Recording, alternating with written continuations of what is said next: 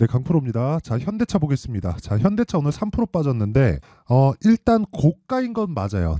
단기간에 상승폭이 좀 많이 나왔죠. 현대차 같이 굴뚝주가 여기 뭐 2월 달에 뭐 거의 뭐 수직으로 상승하는 부분이 있었으니까 고가인 것은 맞아요. 그런데 주식 시장은요, 올라간 놈이 더 갑니다. 그리고 이유가 있죠. 뭐 밸류어 프로그램도 있고, 사실상 그 전기차 쪽에서 많이 앞서 있습니다.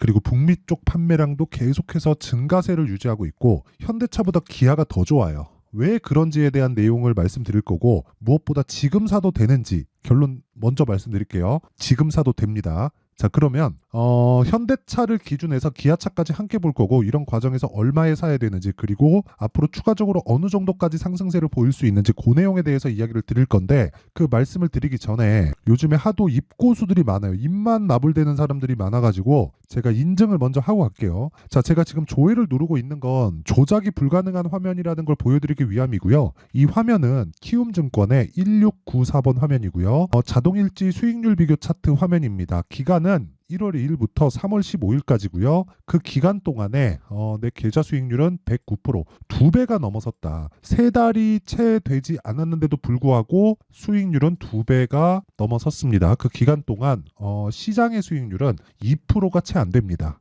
평균 잡으면 1% 초반대예요. 자, 길게 말씀드리지 않겠습니다. 주식시장은 미래 가치를 반영하는 과정에서 가격이 먼저 뜬다. 그런 부분을 이해했을 때 이런 계좌 수익을 낼 수 있다. 사실상 3개월 만에 종목도 아니고 계좌를 두 배로 뛰었다? 이런 말 다 한 겁니다. 그리고 제가 계좌 수익을 오픈하는 건 손실난 부분이 다 포함되어 있기 때문에 그렇습니다. 자, 그리고 이 내용을 토대로 제가 구독자분들과 함께 10억 만들기 프로젝트를 진행하고 있습니다. 자, 그러면 제가 어떤 종목을 매매하는지 그 내용에 대해서 이야기를 드릴 텐데, 이 내용을 이해를 하시면 장담컨대 다른 종목에서도 계속해서 꾸준하게 수익을 발생시킬 수 있을 거예요. 로직은 하나입니다. 간단해요. 자, 일단 어떤 종목을 하는지 볼게요. HLB가 나오는데, 이 화면은요, 키움증권의 0606 화면인데 제가 매매한 타점이 다 나와요.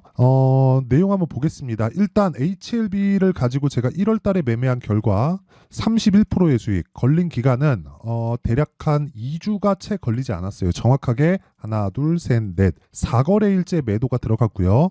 2월과 3월 달에 다시 매매한 결과 하나, 둘, 셋, 넷, 다섯, 여섯, 일곱, 정확하게 7일 걸렸습니다. 매수한 날까지 따져도 2주가 걸리지 않은데 어저께 또 샀어요. 그쵸? 그리고 그런 부분을 다 합쳤을 때 31% 수익 한 번, 18% 수익 한 번. 근데 모든 종목이 다 신고가 구간에서 거래가 됐죠. 그리고 이런 부분을 아까 전에 말씀드렸었던 10억 만들기 프로젝트에서 진행하고 있고요. 소통방에서 다 공유를 하고 있습니다. 자, 그리고 이 내용을 토대로 다른 종목을 어떻게 하는지 볼게요. 오늘 같은 경우에 그래요. HLB 제약, 서진 시스템, 해성 TPC 이렇게 진행되는데, 여기 나오는 특징점은 시장가 매수 8시 50분, 장 시작 전에 다 공유가 됩니다. 자, 그러면 여기서 HLB 제약만 한번 볼게요. 자, 내용 한번 보겠습니다. HLB 제약 오늘 7.4% 상승 마감이 됐고요. 시가 공략이 정확하게 이루어졌습니다. 3550원. 그런데 며칠 전에 제가 19%의 수익을 추가적으로 냈어요. 그렇다는 건 HLB를 보유하고 있었을 때죠. HLB의 물량이 많이 들어가다 보니까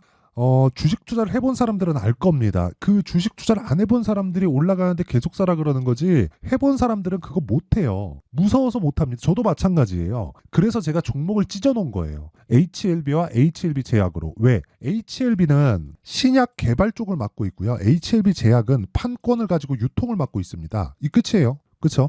그럼 당연히 상대적으로 낮은 위치에 평가받고 있기 때문에 FDA에 통과가 되면 HLB 제약 쪽은 당연히 수혜를 볼 수밖에 없죠. 이익은 폭증하게 될 겁니다. 그런 상황이 있기 때문에 주가가 먼저 반영해서 신고가 구간으로 간 건데, 정확하게 돌파 구간을 공략한 거고, 이 구간에도 저는 HLB를 보유하고 있었습니다. 그리고 그런 부분을 소통방에서 다 공유를 하고 있다. 다른 종목을 보더라도 마찬가지입니다. 자람 테크놀로지나 그런 종목을 보더라도, 자, 보세요. 신고가 돌파 구간에 공략한 결과 하나, 둘, 셋, 3거래일 만에 매수한 날, 매도한 날 포함해서 75%. 근데 돌파한 날이죠. 물론 수익난 종목들을 보여준 겁니다. 하지만 이런 부분이 다 모이고 손실난 것까지 다 합쳐서 아까 전에 제 계좌 수익률 다 확인하셨죠. 그리고 그런 부분을 토대로 제가 10억 만들기 프로젝트를 진행하고 있고, 소통방에서 다 공유를 하고 있다. 매매하는 과정에서 너무 어렵다 싶으면 다 소통방으로 들어오시면 되고 무엇보다 돈 안 받습니다. 대신에 채널 성장을 위해서 하는 거니까 구독과 좋아요 요거 부탁드리고요. 상단에 있는 전화번호로 10억이라고 문자 보내주시면 됩니다. 자, 그러면 어떤 종목을 하는지는 뭐 대충 다 확인하셨고요. 그리고 이런 종목을 토대로 우리가 현대차를 왜 봐야 되는지 답이 나와야 돼요. 무슨 이야기냐면 현대차를 제가 집중해서 보고 있는 이유, 그리고 관련된 종목으로 코리아 FT를 집중하고 앞으로 네오오토까지 확장시켜갈 이유가 주식은 미래 가치를 반영하는 과정에서 주가가 먼저 뜹니다. 자, 그러면 지금 현대차에 대한 미래 가치는 뭘까요? 주주 환원이 늘어날 수 있는 점, 그리고 실적이 개선될 수 있는 점, 지금보다 더 좋아질 수 있는 점, 이런 부분이 있습니다. 이 두 가지가 다예요. 근데 이것보다 실적이 더 좋은 종목이 있죠. 기아예요. 그쵸? 기아가 어떻게 됐습니까? 12월 달에 신고가를 갔다. 그리고 현대차는 2월 달에 신고가를 갔다. 이 끝이에요. 그쵸? 이 끝입니다. 그리고 이 내용을 토대로 우리가 볼 수 있는 건 연관되어 있는 종목까지 간다는 겁니다. 자, 우리가 선반영에 대한 이해를 한번 해봅시다. 주식시장은 시세가 올라가는 과정에서 무조건 미래의 가치를 땡겨다 쓰는 겁니다. 그 땡겨다 쓰는 게 어떤 부분으로 땡겨다 쓰냐? 앞으로 좋아질 부분이에요. 그럼 지금 좋아야 돼요? 아니요. 지금 좋으면 앞으로 더 좋아지기가 어렵겠죠. 그래서 주가가 올라가면 더 올라가기가 어려운 거예요. 이게 원리예요, 원리. 근데 이런 부분은 얘기 안 하고 자꾸 뭐 올라가니까 주가 비싸다 그딴 식으로만 얘기한다고요. 그게 아니라 우리가 이렇게 이해를 한번 해보자고요. SK 하이닉스 봅니다. 자, 하이닉스의 주봉을 한번 볼게요. 주봉을 보면 21년도에 고가가 나왔습니다. 21년 초에 고가는 15만 원이에요. 근데 1년 반 정도 기간이 지나고 나서 23년 초, 그쵸? 23년 초에 HBM 관련된 반도체 관련된 모멘텀, 그쵸? AI 관련된 모멘텀이 터지기 전에 어떻게 됐나요? 최저가를 찍고 반등을 했어요. 근데 이때는 뭐였어요? 반도체 경기가 침체된다는 상황이 확 불어닥치면서 적자 구간으로 빠진 지가 2분기가 지났을 때예요. 근데 주가는 반등하기 시작해서 1년 동안 적자를 지속적으로 유지를 해왔습니다. 정확히 5개 분기예요. 다들 아실 겁니다. 그 적자 규모가 어느 정도냐? 일단 23년 결산은 7조 7천억. 분기별로 조 단위의 적자를 받는데도 불구하고 하이닉스는 7만 원대부터 17만 원까지 100% 이상의 상승세를 보였다. 그러면 이것에 따라서 관련돼 있는 종목들의 주가는 말해 뭐합니까? 그쵸? 한미반도체 10배 올랐죠. 그래서 관련돼 있는 종목들을 해야 된다는 거예요. 그리고 실적이 좋은 종목을 찾아다니지 말라는 겁니다. 그게 핵심이에요. 자, 계속 봅니다. 현대차를 보면 앞으로 좋아지는 상황을 먼저 땡겨와서 대입을 했을 때 주가가 올라가요. 여기다가 하나 더 하죠. 저 PBR 관련된 내용이 있는데 저 PBR 관련된 내용은 기대감만 심어주지 기대감 이상의 무언가가 나올 것을 전 기대하지 않습니다. 그런데도 불구하고 저는 현대차와 기아를 토대로 관련돼 있는 종목들을 매매를 할 거예요. 왜? 나는 돈을 버는데 기대감만 있으면 되니까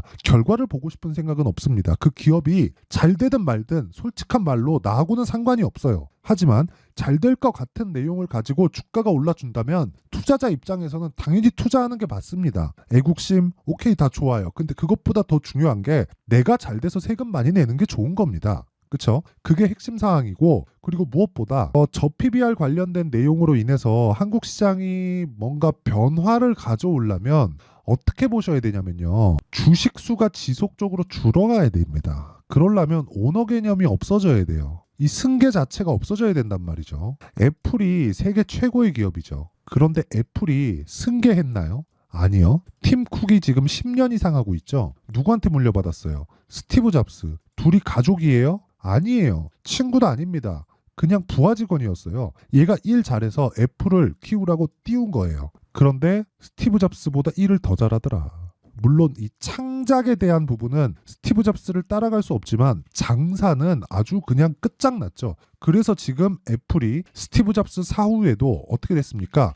최근에는 마이크로소프트한테 좀 밀렸어요. 그런데 애플이 시가총액 2위를 굳건히 유지하고 있다. 그렇죠. 엔비디아가 큰 폭으로 상승을 하기는 했지만 이 부분은 단기간에 올라온 부분이기 때문에 변동폭이 좀 클 겁니다. 근데 우리가 여기서 체크하고 확인하고 봐야 되는 부분은 주식수를 줄여갈 수 있겠는가. 그렇죠. 주식수를 줄여요. 그러면 주가가 뛰기 시작해요. 그럼 상속하는데 뭐가 생겨요? 세금을 많이 냅니다. 평가치가 높아지니까 내 자산에 대한, 그렇죠. 이 지분을 넘겨주는 방식이잖아요. 경영권 승계가. 그러면 이것 자체가 주가를 올리는데 문제를 삼게 만드는 거예요. 그렇죠? 그래서 그런 부분을 구조적으로 해결할 수 있을까? 저는 그게 조금 의문이긴 합니다.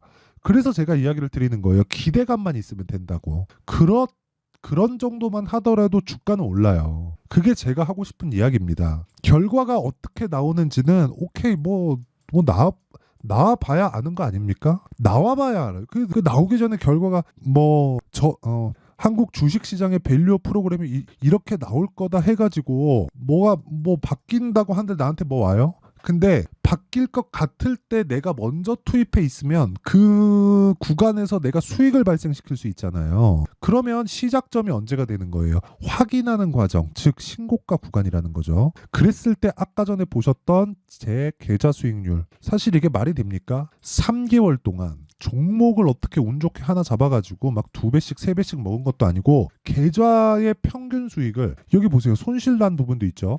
계좌의 수익, 그냥 계좌의 상승률이 이딴 식으로 나왔다는 건 이거는 더 이상 검증해야 될 필요가 있나요? 계좌 인증을 안 하고 주식에 대해서 짓거린다? 그게 말이 되나요? 그쵸? 그래서 제가 계속해서 이야기를 드리는 겁니다. 주식시장은요, 무조건 미래가치를 반영하고 미래가치를 반영하는 과정에서 내가 가격을 모르면 한두 번 수익 볼 수 있겠는데 그게 지속 가능하지 않습니다. 자, 그럼 답이 나왔죠. 지금 강한 종목이 앞으로도 강하다. 하지만 무한정 강하지 않기 때문에 우리는 한 가지만 체크하면 된다. 고가에 팔라는 생각을 버리고 저가에 살라는 생각도 버리자. 그랬을 때 보유 기간을 짧게 가져갈 수 있다. 그럼 지금은 어떤 구간이에요? 확인하는 구간입니다. 그 확인하는 구간에서 우리는 어떤 부분을 확인해야 돼요? 관련주들을 확인해야 돼요. 코리아 FT. 그쵸? 만약에 코리아 FT 오늘 7% 빠졌습니다. 제가 이거 어떻게 매매했는지까지 제가 다 보여드릴게요. 이 구간 매수하고 여기 매도해서 손절 한번 했고요.